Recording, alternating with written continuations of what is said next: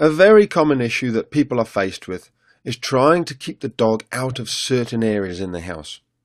Here's Stanley. He's a great Wheaten Terrier. However, he loves nothing more than to get under people's feet in the kitchen, especially when you're trying to make the dinner. Here I'm going to demonstrate to you a very simple way of showing your dog exactly where it is and where it isn't allowed. To Stanley's owners, it seems like either he doesn't know exactly where he's allowed or he doesn't care. I'd suggest it actually is a little bit of both. So if this is the line where you don't want the dog to go into the kitchen, the dog can't really see exactly where it is. We have it in our own minds as to where we think it is. But to make it really clear to the dog, all we're going to do is put down some sticky tape. It's crucial that there's a very obvious line for your dog, such as a change in the floor surface from wood to carpet. If there isn't, you need to make a clear dividing line using tape. Don't worry, it doesn't have to be forever. All we're going to do is kind of encourage him to come in.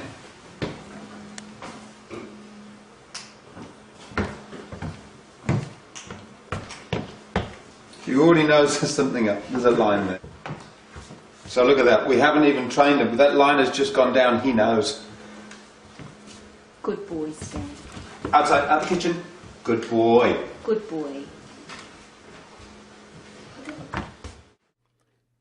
Here I'm demonstrating how clear the message is to Stanley. I'm dropping some food on the floor and he still doesn't come in. So we haven't really, I mean, you've been training him a little bit to keep him out of the kitchen, but you can see the power of that white line. He almost has instantaneously realised that is the line. It's now very clear. I don't know how you'll feel. Out the kitchen, out the kitchen. Good boy, good boy. Okay, so out of the kitchen when he backs off, praise him. When he's out the kitchen, we praise him. Now what we don't want to do is get him to think that every time he comes in here, if we chase him out, he gets a treat. We want him off the line. So we're actually going to say, out the kitchen, good boy.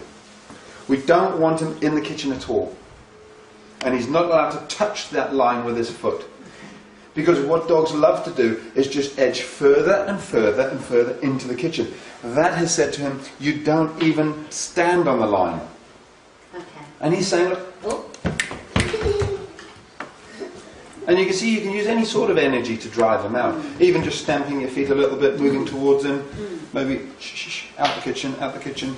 Are you making sure you don't look at him, or are you looking I'm not looking at him now to invite him in. Right. If you look at him, you invite him. So I'm deliberately ignoring him.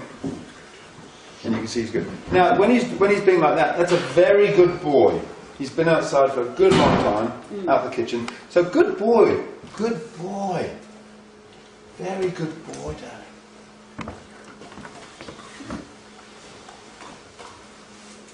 Further. Using this calm, consistent method, it'll take only a little time before your dog like Stanley will get the message and understand which side of the line that he's allowed on. As with any training, it'll have maximum effect only if your dog listens to you because you're the pack leader and you've already implemented the 5 golden rules that are shown in the first section of the members site. If you aren't a member yet, then hopefully this will give you a clearer idea of how to communicate to your dog and how willing they are to listen to you